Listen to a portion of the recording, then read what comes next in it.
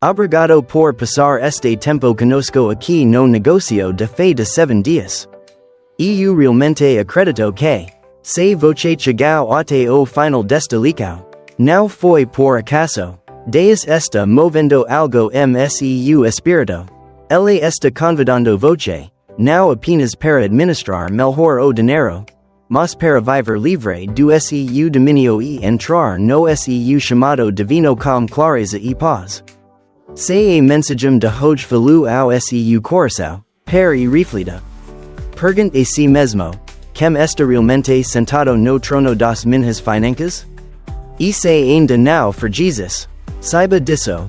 Ele não está aqui para condená-lo, ele está aqui para conduzir-lo à liberdade.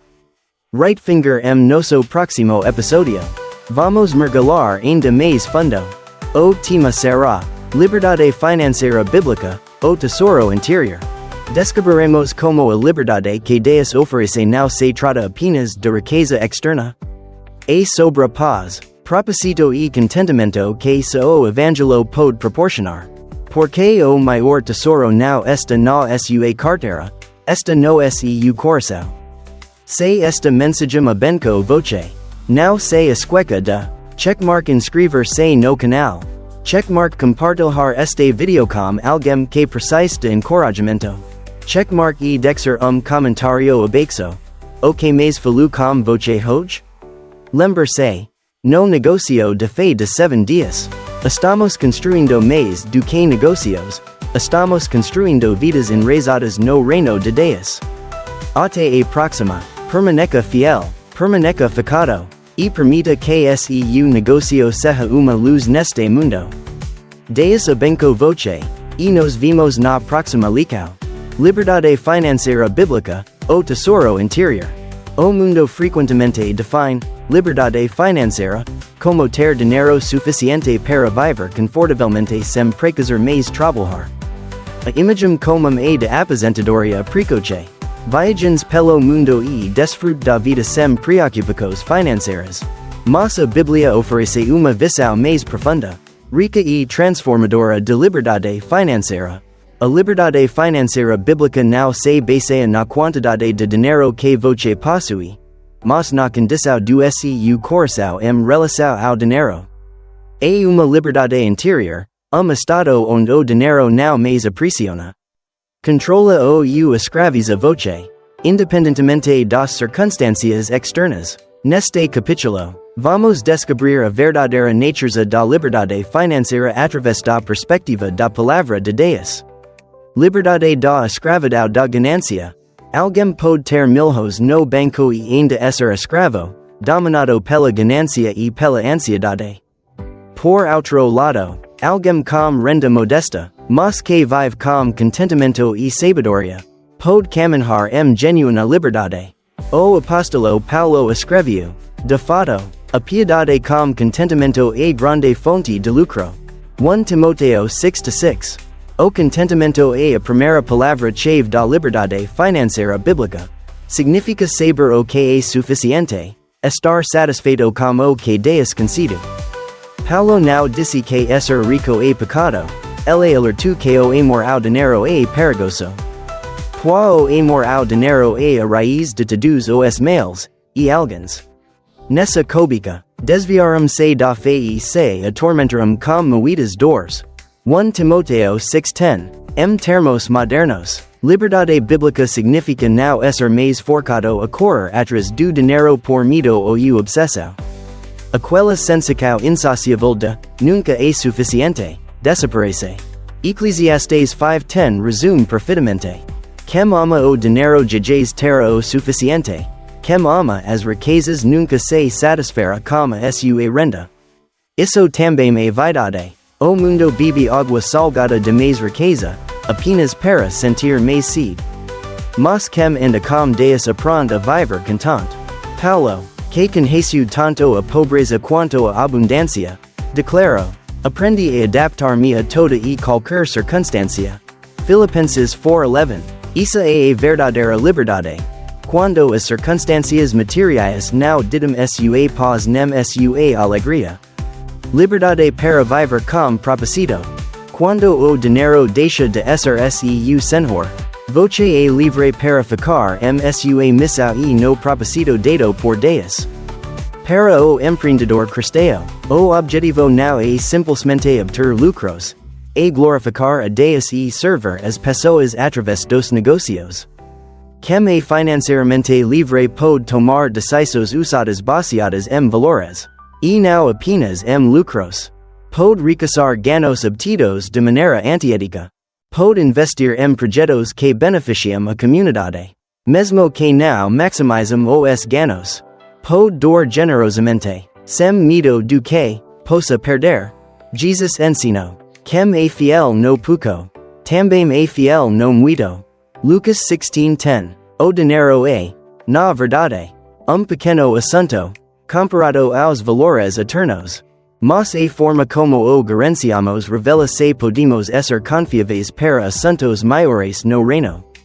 A liberdade financeira bíblica nos permite usar o dinheiro como meio para buscar coisas maiores, amor, compaixão, evangelismo, e construção comunitária. Exemplo: Truett Cathy, fundador do Chick-fil-A, ele se tornou rico, mas seu coração permaneceu voltado às pessoas e ao serviço. Construiu orfanatos, financiou bolsas de estudo, criou programas para jovens em risco. Ele disse algo como: não quero ser lembrado por quantos sanduíches de frango vendi, mas por quantas vidas jovens ajudei a melhorar. Isso é liberdade, a liberdade de fazer o que é certo. Servir a uma causa maior do que o lucro. A alegria de o dinheiro servir voce. Imagine uma vida financeira saudável aos olhos de Deus. Voce administra suas entradas e saídas com sabedoria. Cada real tem propósito alinhado com seus valores sempre. Voce não é escravo de boletos, pois planeja com responsabilidade. Voce não se deixa seduzir por propagandas, pois sabe o que realmente importa. Voce economiza e investe, não por ganância, mas por prudência. Voce evita tanto o risco imprudente quanto a inercia preguiçosa, como o servo que enterrou o talento. Mateus 25:18. Voce compartilha com os necessitados, porque entende que é administrador, não proprietário. Cada manhã, voce agradece a Deus pela provisão e pede sabedoria para usá-la para sua glória. Essa é a prosperidade integral que João deseja. Amado, desejo que te vá bem em todas as coisas, e que tenhas saúde, assim como bem vai a tua alma. 3 João 1-2. Visão mundial ex visão bíblica sobre dinheiro. Comparação. Visão mundial sobre dinheiro. Visão bíblica sobre dinheiro. Dinheiro define sucesso e valor pessoal. Quem tem mais, vence. Dinheiro é ferramenta. O valor está na imagem de Deus. Mais vale o bom nome do que muitas riquezas. Provérbios 22:1. Quanto mais dinheiro, mais felicidade e segurança. Seja contente com o que tem. A verdadeira felicidade vem de Deus. Tendo alimento e vestuário, estejamos contentes. 1 Timoteo 6:8. Gaste primeiro para desfrutar a vida. Economize e do apenas se sobrar. Do dízimo e poupe primeiro, gasto o restante com sabedoria. Malaquias 3:10. Principios bíblicos implícitos. É normal se endividar para obter o que deseja. Evite dívidas, a menos que absolutamente necessário. O devedor é escravo do credor. Provérbios 22:7. Objetivo. Acumular para si mesmo. Aproveitar e dexer arranca. Objetivo. Prover para a família. Abençoar outros. Apoiar a obra de Deus. Sejam ricos em boas obras. Generosos. 1 Timoteo 6:18. O dinheiro é meu, e o ganhei. Faco o que quiser. O dinheiro pertence a Deus, su apenas administrador. Lucas 16:10-12 e outras parábolas. Medo constante. Perder dinheiro. Falir. Ser superado. Confiança inabalável. Deus é meu provedor. Não se preocupem. Vosso Pai Celestial sabe. Mateus 6:31-32. Liberdade financeira não é preguiça. Sejamos claros. Liberdade Financeira Bíblica não é desculpa para preguiça ou passividade. Não significa parar de trabalhar porque Deus proverá magicamente. A escritora exorta ao trabalho diligente e a boa administração. Observa a formiga, que armazena suas provisões no verão. Provérbios 6:6-8. Se alguém não quiser trabalhar, também não coma. 2 Tessalonicenses 3:10. A liberdade significa libertação da escravidão, para se tornar mordomo fiel e trabalhador no reino. O que vem a seguir? Colocando em prática. Agora que compreendemos a verdadeira liberdade financeira bíblica, estamos prontos para seguir adiante. Como, na prática, empreendedor cristão pode viver? No próximo capítulo, exploraremos os princípios financeiros do reino, etapas concretas baseadas nas escrituras. Ilustradas como exemplos de empreendedores como Dave Ramsey e Truett Cathy. Este é o mapa para destravar a liberdade que acabamos de revelar. Vamos seguir juntos, com corcos prontos para transformar a verdade em ação. 1. Coloque Deus em primeiro lugar, o princípio da doação e da confiança. O primeiro princípio de ouro é: coloque Deus em primeiro lugar no uso do dinheiro. A prática mais evidente desse princípio é a doação, especialmente o dízimo, 10% da renda. Juntamente com ofertas e atos de caridade. Quando você separa o melhor e o primeiro para Deus, demonstra que Deus é o senhor das suas finanças, e não o dinheiro. Este é tanto ato espiritual quanto prático. A Bíblia ensina: honre o senhor com todos os seus recursos e com os primeiros frutos de todas as suas plantas. Provérbios 3:9. Em termos práticos, sempre que sua empresa gerar lucro, separe a primeira parte para Deus, seja por meio da igreja. Projetos de caridade ou ajudando alguém que Deus lhe mostra. Dave Ramsey relata que uma virada em sua vida aconteceu quando ele decidiu ser fiel no dízimo. Mesmo enfrentando dívidas, ele disse: percebe que, se eu não fosse fiel doado poucos dólares na pobreza, não seria fiel doado milhões na riqueza. Então comecei a dar regularmente. Desde então, Ramsey testemunhou milagres financeiros, negócios inesperadamente favoráveis, despesas reduzidas, que aceleraram sua recuperação financeira. Ele afirma: $1 nas mãos de Deus vale mais que gem nas minhas. Sua trajetória confirma isso. Ele se tornou próspero, mas continua generoso, e quanto mais doa, mais é abençoado. Truett Cathy, fundador da Chick-fil-A, também é exemplo de generosidade. Ele destinou parte dos lucros da empresa para o fundo de bolsas Windshape. Apoio acampamentos infantis e obras cristas de caridade. Resultado? A marca Chick-fil-A é amada não apenas pela qualidade dos alimentos, mas pela filosofia de negócios baseada na bondade. A generosidade não diminui a competitividade, ao contrário, constrói uma reputação sólida e duradoura. A Bíblia confirma: quem é generoso prosperará, quem dá alívio aos outros também receberá alívio.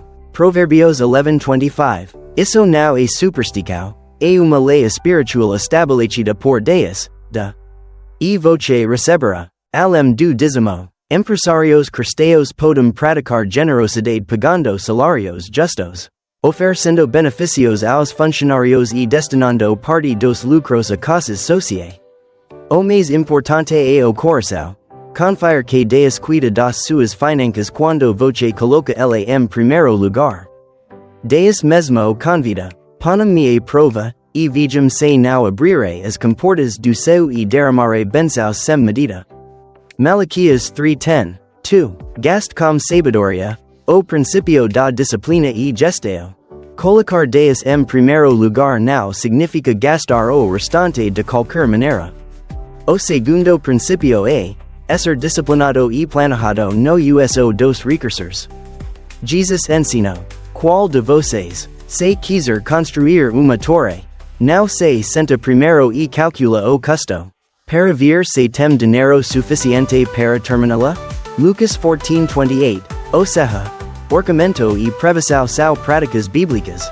No contexto empresarial, isso implica contabilidade transparente, controle rigoroso do fluxo de caixa, planejamento de despesas, no nível pessoal, é indispensável orçamento familiar mensal, delimitando quanto gastar alimentacao, moradia, laser, docos e poupança. Dave Ramsey resume bem, orçamento e dizer ao seu dinheiro para onde ir. Vez de ficar se perguntando para onde ele foi. Essa é a mentalidade de mordomia fiel descrita na parábola dos talentos, Mateus 25-2021. Hoje, temos ferramentas como Excel, aplicativos financeiros, etc., e devemos vê-los como talentos dados por Deus para administrar com sabedoria. Warren Buffett é mestre da disciplina financeira. Gasta apenas no que é necessário e valioso. A Bíblia adverte contra o desperdício.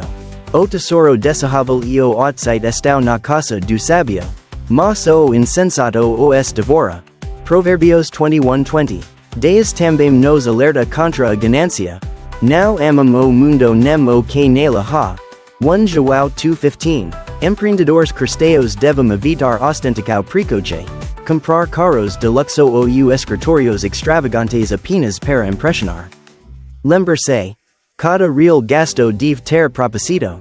Gerar valor, cuidar da família, fazer o bem, se for apenas para alimentar vaidade. Reconsider. John Wesley sintetizou perfeitamente. Ganhem tudo o que puderem. Economizem tudo o que puderem e doem tudo o que puderem. Deus quer que desfrutemos das bênçãos, mas odeia o luxo desnecessário e o desperdício enquanto há necessidades ao nosso redor. Eclesiastes 3:13. Antes de cada grande despesa, pedindo direção de Deus. Isso cria o hábito de depender dele e evita decisões impulsivas. Autocontrol, fruto do espírito, Gálatas 5:23, se manifesta também no controle dos gastos. 3. Evite dívidas desnecessárias, o princípio do empréstimo prudente. Como vimos, a dívida é uma das correntes que transformam o dinheiro em senhor. Por isso, o terceiro princípio é claro. Minimize ao máximo o endividamento. A Bíblia é direta, o rico domina sobre o pobre, quem toma emprestado é escravo de quem empresta. Provérbios 22:7. A dívida prende a liberdade. Ela impõe preocupações, obrigações, limitações, e nos torna vulneráveis a decisões motivadas pelo medo. Claro, nem toda dívida é pecado, por exemplo. Financiamento estratégico para expandir negócio sólido pode ser justificado. Mas assumir dívidas para consumo, luxo, status, ou por falta de planejamento, é tolice. Jesus nos ensina que devemos ser livres para servir a Deus, e não viver sobrecarregados com fardos financeiros. Portanto, evite compras parceladas por impulso. Recuse dívidas com juros abusivos, cartão de crédito rotativo. So contra a dívida com sabedoria. Propósito claro e pleno de pagamento viável. Se você já está endividado, não se desespere, Deus pode restaurar. Comece pagando o que deve. Organize plano de eliminação de dívidas. Priorizando as de maior juros. Peca sabedoria e forca a Deus para ser fiel nesse compromisso. Dave Ramsey criou o famoso método, bola de neve, para cuidar de dívidas, comecando pelas menores. Criando impulso e motivação para seguir até zerar tudo. Lembre-se, liberdade financeira comica pela libertação das dívidas. 4. Faca o dinheiro trabalhar para você o princípio do investimento e multiplicação com propósito.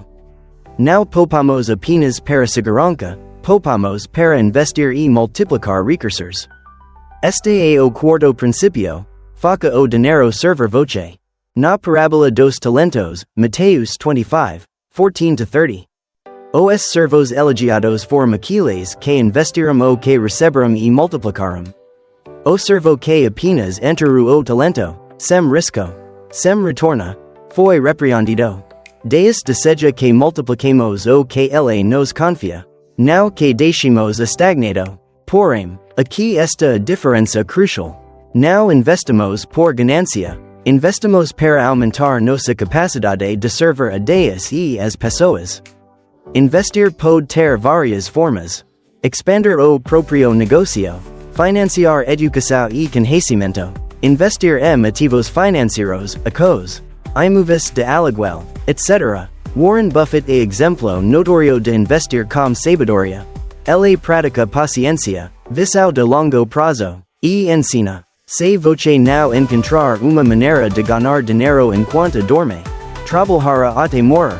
Para o cristão, fluxos de renda passiva, como investimentos que geram renda mesmo sem trabalho ativo, são oportunidades para ter mais tempo com a família, apoiar mais projetos do reino de Deus, viver com estabilidade e liberdade. Contudo, a prioridade nunca deve ser acumular para si, mas perguntar, Senhor, o que queres que eu faça com esta abundância? João Wesley dizia, ganhe tudo o que puder, mas logo em seguida, do tudo o que puder. Deus abençoa Abrão dizendo, abençoarei você, e você será uma benção. Gênesis 12:2, o crescimento financeiro do cristão deve servir para ser canal de bênçãos. Não apenas para conforto pessoal. Right finger dica prática, busque capacitação em investimentos, or antes de tomar decisões financeiras grandes. Diversifique. Não arrisque tudo em uma única aplicação. A Bíblia diz, o dinheiro ganho desonestamente diminuirá, mas como ajunta aos poucos terá aumento. Provérbios 13:11. Investir é sobre constância e fidelidade diária, não sobre esquemas de enriquecimento rápido. 5. Integridade e justiça, o princípio da ética financeira. Outro princípio inegociável, honestidade absoluta nas finanças. A Bíblia é firme, o Senhor detesta balanças desonestas, mas os pesos exatos lhe dão prazer. Provérbios 11:1. Deus abomina fraude, seja em negócios, impostos, contratos ou relicos comerciais. O cristão empreendedor deve ser transparente com clientes, cumprir contratos, pagar salários justos, evitar qualquer forma de corrupção ou suborno. Truett Cathy dizia, clientes em primeiro lugar, integridade em primeiro lugar, sua fidelidade aos princípios bíblicos construiu uma marca de confiança e respeito. Warren Buffett também destacou, demora 20 anos para construir uma reputação e apenas 5 minutos para destruí-la. Lembre-se, melhor é o pouco com justiça do que grandes rendimentos com injustiça. Provérbios 16:8. Deus honra quem trabalha com retidão, mesmo que o retorno financeiro imediato pareça menor. 6. Contentamento e gratidão, o princípio da satisfação e agradecimento. Por último, mas absolutamente essencial, cultivar coração de contentamento e gratidão. Jesus advertiu, cuidado, fiquem de sobreviso contra todo tipo de ganância, a vida de homem não consiste na quantidade dos seus bens. Lucas 12:15. A ganância destrói a liberdade financeira. A gratidão preserva o coração livre e satisfeito. Pratique diariamente. Agradecer a Deus pela provisão, seja pouca ou muita.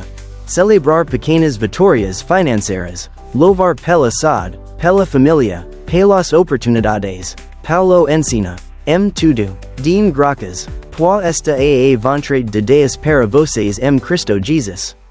1 Tessalonicenses 5:18. Dave Ramsey, mesmo depois de alcançar a riqueza, permanece grato e vive com simplicidade. Truett Cathy também reservava seu domingo para adoração, agradecendo pelos 6 dias de trabalho abençoado. O contentamento nos protege contra a inveja. Ao ver o sucesso de outros, em vez de invejar, diga, obrigado, Senhor, por abençoá-los, isso grato pelo que me deste. No reino de Deus, o bom gerenciamento financeiro forma alma, não apenas enche conta bancária. Cada princípio, generosidade, disciplina, investimento prudente, integridade, contentamento, desenvolve nos virtudes eternas. Fé, autocontrole, sabedoria, Fidelidade e amor, conclusão. Deixe o dinheiro server a missão, não permita que ele o controle. Agora o quadro está completo. O dinheiro, antes senhor cruel, torna-se servo útil. Expostos os grilhos da escravidão financeira. Agora caminhamos livres na missão divina. Querido empreendedor, você vive num mercado competitivo. Mas foi chamado para uma missão mais elevada. Seu negócio não existe apenas para gerar lucro. Ele é uma plataforma para glorificar a Deus e abençoar vidas. Se, com o tempo, o foco se perdeu, hoje o convite para retornar ao seu primeiro amor. Jesus disse: Ninguém pode servir a dois senhores. Não podes servir a Deus e ao dinheiro. Mateus 6:24. Escolha Deus. Quando ele é seu senhor, ele coloca o dinheiro como servo fiel em suas mãos. Cada decisão financeira agora deve se perguntar: estou servindo a missão ou estou sendo dominado pelo dinheiro? Avance. Reescreva seu orçamento com propósito eterno. Or sobre seus projetos. Toma coisas práticas. Pague uma dívida. Do. Planeja. Incentive sua equipe. Assim, o dinheiro ocupará seu devido lugar. Aos seus pés. Enquanto Cristo reina no trono do seu coração. E então Deus dirá: muito bem, servo bom e fiel, entra e participa da alegria do teu Senhor. Mateus 25:21. Querido amigo, entra hoje nessa alegria e liberdade. Obrigado por passar este tempo conosco aqui no negócio de fé de 7 dias. Eu realmente creio que, se você chegou até o final desta lição, não foi por acaso. Deus está movendo algo no seu espírito. Ele está convidando você, não apenas para administrar melhor o dinheiro, mas para viver livre do domínio dele e entrar no seu chamado divino com clareza e paz. Se a mensagem de hoje tocou o seu coração, pare e reflita. Quem está realmente sentado no trono das minhas finanças? E se ainda não for Jesus? Saiba disto. Ele não está aqui para condená-lo, ele está aqui para conduzi-lo à liberdade. Right finger no nosso próximo episódio. Vamos aprofundar ainda mais. O tema será Liberdade Financeira Bíblica, o Tesouro Interior. Descobriremos como a liberdade que Deus oferece não se limita à riqueza externa. É sobre a paz, o propósito e o contentamento que somente o Evangelho pode proporcionar. Também falaremos sobre frutificação e glória eterna, a mentalidade de mordomo celestial. Se esta mensagem abençoou você, não se esqueça de checkmark inscrever-se no canal. Checkmark compartilhar este vídeo com alguém que precisa de encorajamento. Checkmark e deixar comentário abaixo. O que mais falou ao seu coração hoje? Lembre-se, no negócio de fé de 7 dias, estamos construindo mais do que negócios, estamos edificando vidas enraizadas no reino de Deus. Até a próxima, permaneça fiel, permaneça focado, e permita que o seu negócio seja uma luz neste mundo. Deus abençoe você, e nos vemos na próxima lição.